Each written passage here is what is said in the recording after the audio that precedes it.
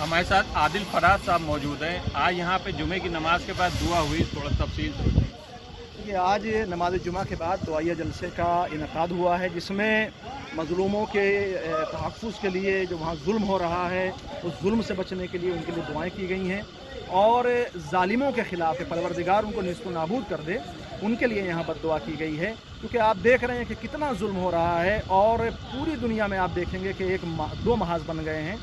एक ये कहा जा रहा है कि नहीं, इज़राइल का फेवर किया जाए क्योंकि वो मज़लूम हैं, उनके अंदर घुस के मारा गया है और वो वहाँ दाखिल हो गए उनके यहाँ। और एक महाज वो है जो ये कह रहा है कि नहीं, वो अपने हक़ के लिए लड़ रहे हैं। तो आप तारीख़ का मुतालिया कर लीजिए, आपको मालूम हो जाएगा कि ज़ालिम कौन है, मज़लूम कौन है, किसकी ज़मीन छीनी गई है, छीनने वाला कौन है।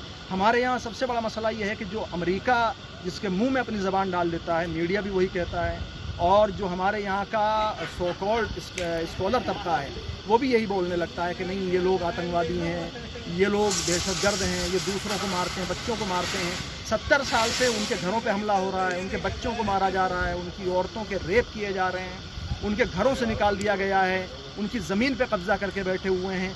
उसके बावजूद भी क्या वही आतंकवादी हैं, वही जालिम हैं? नहीं, आप दुनिया तारीख़ को पढ़े, इतिहास को पढ़े, दोनों उसको तो मुल्क भी नहीं कहते हैं इज़राइल को, लेकिन बहरहाल एक आलम वजूद में तो है।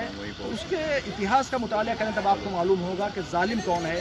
जो वाइट फास्फोर्स बमों का इस्तेमाल कर रहे हैं उनको मज़लूम बताया जा रहा है, जो बमों से मार रहे हैं बच्चों और औरतों को उनको मज़लूम कहा जा रहा है, जो लोग 70 साल से कब्ज़ा करके बैठे हुए हैं, उनके घरों से निकाल दिया गया है, उनको मज़लूम कहा जा रहा है, जिन लोगों ने लाइट काट दी है, पानी बंद कर दिया है, खाने पीने की जो चीज़ें समंदरी रास्तों से आ रही थी वो रास्ते बंद कर दिए हैं, उनको मज़लूम कहा जा रहा है। और आतंकवादी उनको कहा जा रहा है जो सब चीज़ें बर्दाश्त कर रहे हैं, जुल्म बर्दाश्त कर रहे हैं।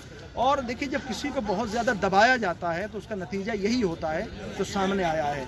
हम बिल्कुल इस बात की हिमायत नहीं करते हैं कि किसी भी तरफ से हमला हो, लेकिन जो मज़लूम है उनको उनका हक़ दिया जाए।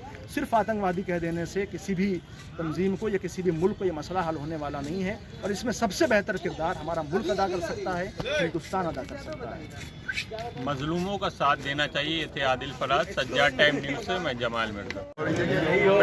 जो फिलिस्तीनी हैं उनको उनका राइट मिलना चाहिए, उनका अधिकार मिलना चाहिए, फिलिस्तीनियों को उनका अधिकार मिलना चाहिए। और जो नाजायज़ कब्जे किए गए हैं इसराइल के ज़रिए से, उन नाजायज़ कब्ज़ों को हटवा के वहाँ के ऊपर फिलिस्तीनियों को जो घर है, उनके ओरिजिनल घर है, उनको भी जर्मनी से, रूस से, पता नहीं कहाँ से यहूदियों को बुलाकर फिलिस्तीनियों के घरों में बसाया जा रहा है, और फिलिस्तीनी टेंट में